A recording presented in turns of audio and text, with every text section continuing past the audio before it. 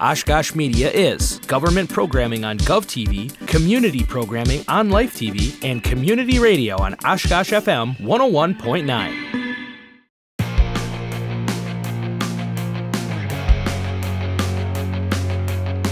Thanks for joining us today on today's episode of Beyond the Badge. We'll be talking about the various activities that we are doing throughout the month of February. We're really excited for this year's Polar Plunge. It'll be taking place at Menominee Park on February 15th. We hope to see you there.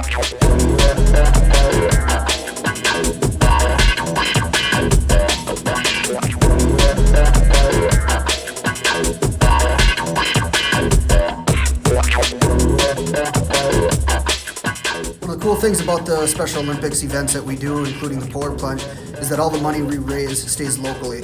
It helps local athletes from, say, Wisconsin compete in the Special Olympics, and it provides them the training and the resources to do so.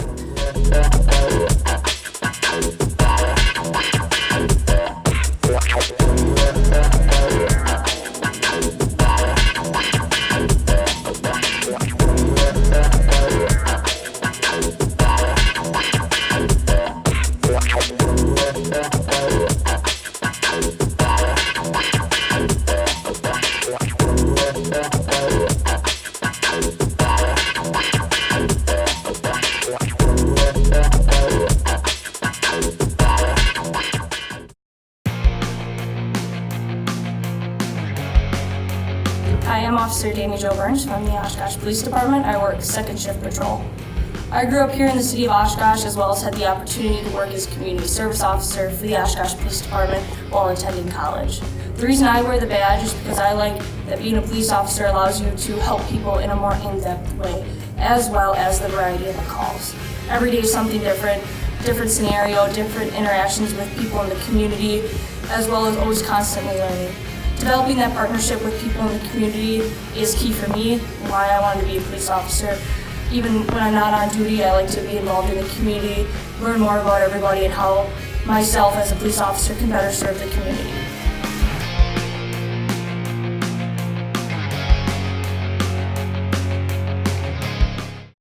My name is Tori Heidemann. I'm the crime analyst at the Oshkosh Police Department. I'm here today to talk to you about our new app called Relay. You can download Relay free on the App Store on your cell phone. And what you can do is report any non-emergency situation or tip to us via the app. You can either just report it as something that you would type, or you can take a picture as well and send that over. It'll go right to our officers' MDC screens, and you'll be in touch with an officer from the Oshkosh Police Department directly, and they will let you know if they follow up on the tip, if they start a call in our computer systems, and where that has went from your tip.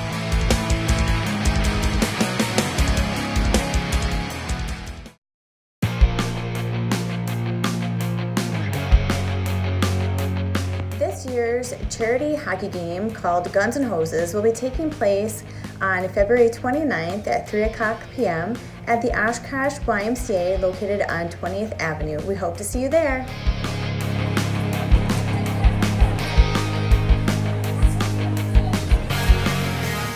The game started with an idea by one of the firefighters to play a charity game between police officers and firefighters.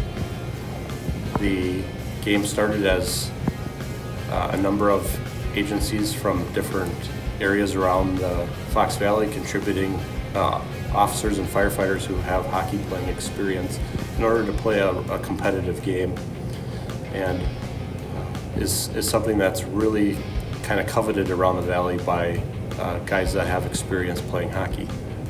The money that is raised from this charity hockey game often goes to local charities.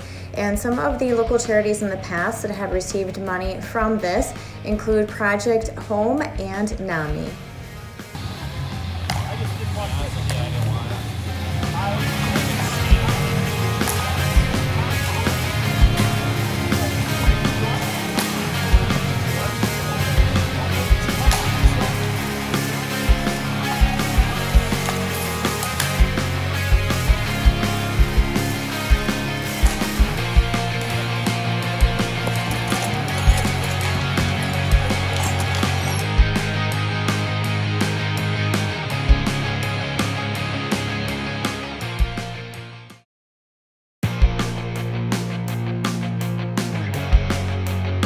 Hi, I'm Sergeant Heath Fable with the Oshkosh Police Department. The reason I got into law enforcement and wanted to become a police officer is I was born and raised in the city of Oshkosh, and I really felt a need and a desire to give back to the community that I was born and raised in. That's why I wear the badge.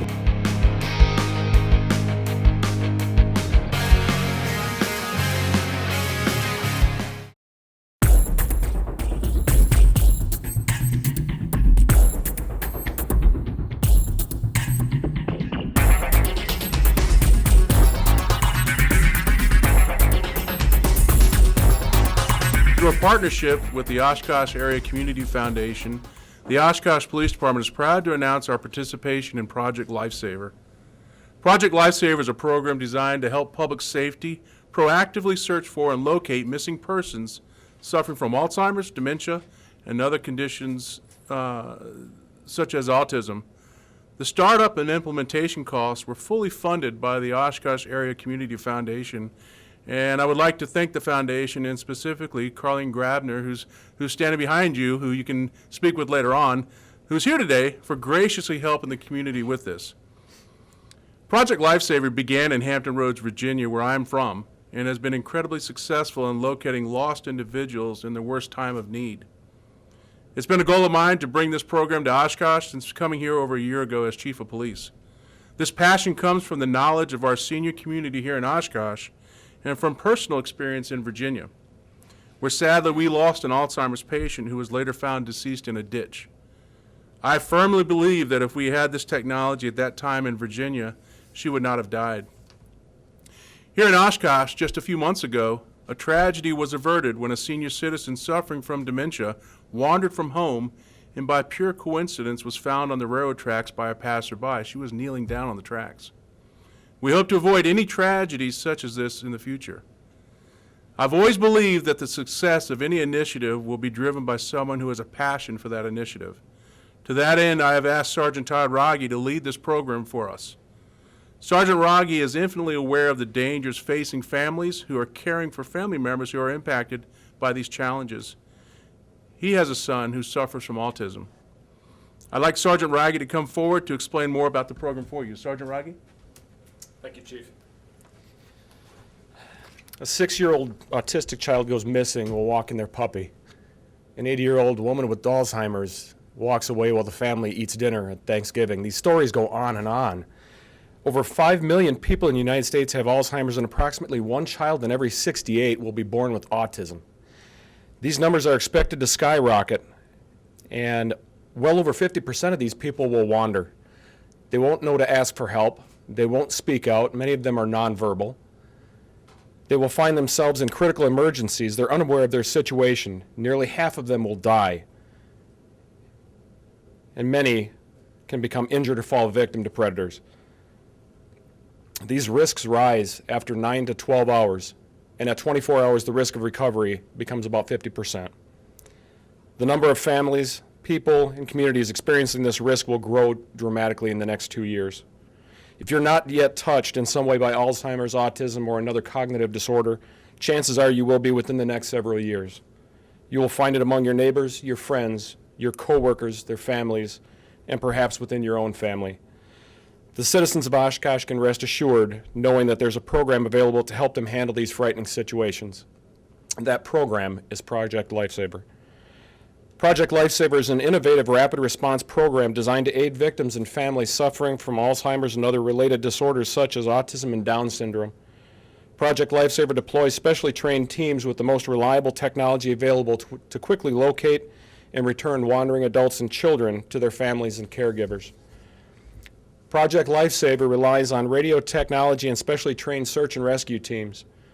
Clients that are enrolled in Project Lifesaver program wear a personalized wristband that emits an inaudible tracking signal. When a caregiver notifies the Oshkosh Police Department that a person is missing, search and rescue team responds to the wanderer's area and starts searching with the mobile locator tracking equipment. Search times have been reduced from hours and days to minutes. The average recovery time is 30 minutes. In over 3,200 searches involving Project Lifesaver equipment, there have been no failures, no significant injuries or deaths. The Project Lifesaver bracelet is more than just a passive ID bracelet. It's a 1-ounce battery-operated wrist transmitter emitting an automatic tracking signal every second, 24 hours a day, 365 days a year. This signal can be tracked on the ground or in the air, and as each transmitter has a unique frequency, the Oshkosh Police Department Lifesaver team, Project Lifesaver team, positively locates and identifies the person who is wearing that particular bracelet and returns them to their home or to the care facility from which they wandered. I'm proud today to announce that the Oshkosh Police Department Project Lifesaver begins. We join the Grand Chute Fire Department in the mission of bringing your loved ones home, and encourage anybody who is interested in the program to check out our website or call me as the program administrator at 920-236-5757. We would also, as the Oshkosh Police Department Project Lifesaver team, encourage every other jurisdiction to join this team.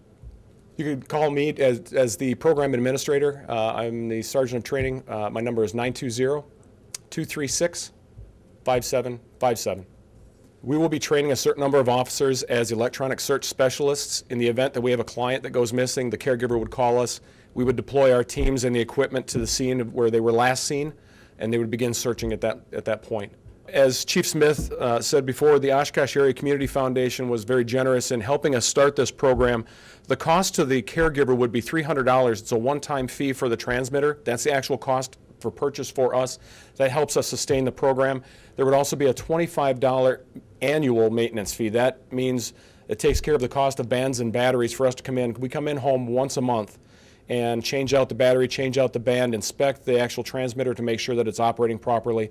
Because if it's not operating properly, it doesn't do us any good. We need to have this piece of equipment on the client, and it needs to be operating. To that end, we also give the caregiver a tester so that they can test the battery every day to make sure that it's functioning. At this point, it is just the citizens of Oshkosh, and that's why we're encouraging every jurisdiction to become members of this program, because let's say that we had Winnebago County Sheriff's Department as a co-member. If they had the equipment as well, and we had somebody that wandered out of the city, or they had somebody that wandered into the city, all we would have to do is provide them the frequency, or they provide us the frequency. We dial it in, and we can help find theirs, or they can help find ours. That's the importance of having it valley-wide. If everybody in the Fox River Valley had this program, if we had somebody go wandering, we could just share the frequency with every other jurisdiction in the area, and we all go on one massive search. There's definitely a need. I don't have statistics to provide you, but I can tell you, as far as autism is concerned, the Fox River Valley in Wisconsin has one of the largest populations of autistic children in the country, and it's partially because of the amount of autism services that are offered here within the valley. That speaks to the need for this type of program. My hope is to have 40 to 50 officers trained as electronic search specialists, and they would have to recertify every 2 years. There are 3 of us that are trained as electronic search specialist instructors that will be training the rest of those members. It's important for us to have people in place that are able to be deployed immediately, because you get that golden hour where a person can walk about 4 miles an hour, the average person, and if they get too far, they get outside the range of the equipment. But I'll explain in a little bit how this equipment works and how we can use it functionally to find people that even may have walked out of range. And it can work very effectively, and we've done some exercises and we've had very good success with even giving 15, 20 minutes lag time. The search time has taken us right around 10 minutes to recover. So it's very, very quick, it's very accurate, and where GPS will get you within yards, this will get you within inches. It's very, very specific. The cost of the program to start up was about $7,000, and that left us some leftover funds that I was able to buy an additional receiver, which is important, because if you know anything about triangulating signals, you can't do it with less than 3. So you've got to have that extra one, and that allowed us to purchase that extra receiver, which really enhances our ability to find that transmitter. Again, this is the actual transmitter and the bracelet. Now there are different colored casings that you might see. There are also different colored bands that you might see. What we would do is, inside there's a specific frequency number, and that's, you can see on the transmitter over here. We would go in home, I would custom measure this so it's the right size. We put it on the client.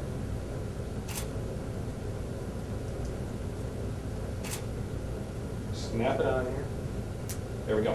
So now bracelet's on him. I would cut this tag end off before I put it on him so I'm not taking a pair of scissors near his wrist. and then let's say he goes wandering. It really doesn't take much to find them once you understand what you're looking for and understand how to use the equipment. The equipment is, the use of this is kind of an art form more than something I can instruct. You have to go out and do it. The nice thing with this equipment is, I mentioned it, if we had somebody that went beyond, this has a 1 mile range on the ground, about 5 to 7 miles in the air. If we had somebody get outside that 1 mile range, the easiest way for us to use this equipment is to hook what's called an Omni antenna up to it, put it on top of a car and go mobile. The Omni antenna will tell me if I get a chirp, if I get that little sound, and I don't know if I'll get it in here. No, he's too far gone already. If I get a chirp, you'll hear what it sounds like as we get up in the parking lot. If I get a chirp on this, that means I'm within a quarter of a mile of that signal. This is non-directional. It just tells me I'm within a quarter of a mile. But if I'm within a quarter of a mile and I pull this out, this gets me within a mile, and this is directional. So the idea is to use this to find the signal and then hook it up to this and really fine locate. That's a basic model of how we would work the program and how we handle electronic searches. But again, if we can recover clients within minutes instead of hours, that's huge in their survival. And if you think about a day like today when it's cold outside, it's windy, we're not going to be outside for very long, but think about somebody who's got Alzheimer's or dementia that wanders away in weather like this. It doesn't take long to become hypothermic, and they don't even realize it. Same thing with children with autism. They don't realize the dangers of the cold. So the importance of finding somebody quickly in weather like this can't be overstated.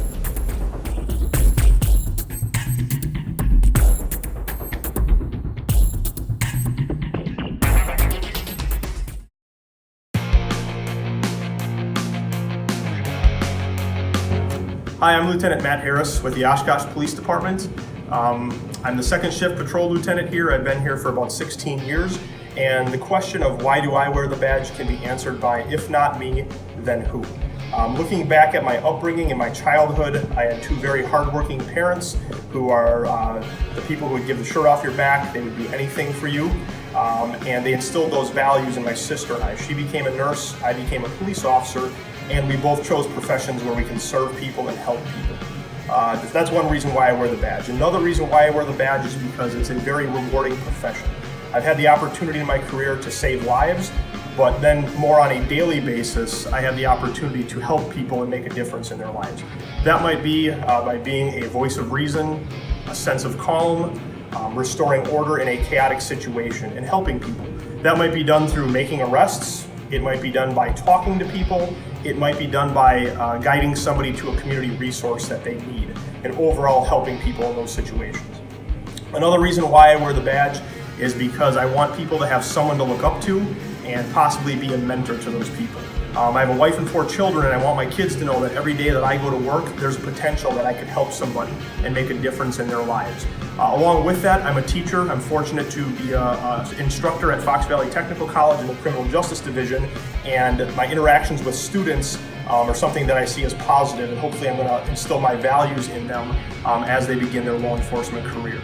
Additionally, as a supervisor on a patrol shift, I have a daily opportunity to interact with officers and guide them in their decision making so that they can make the best decision possible and always do the right thing even when nobody is watching, and hopefully instill some of those positive values in them also. So to sum it up, why do I wear the badge? My family upbringing, because I want to help people, and because I want people to have someone to look up to. That's why I wear the badge.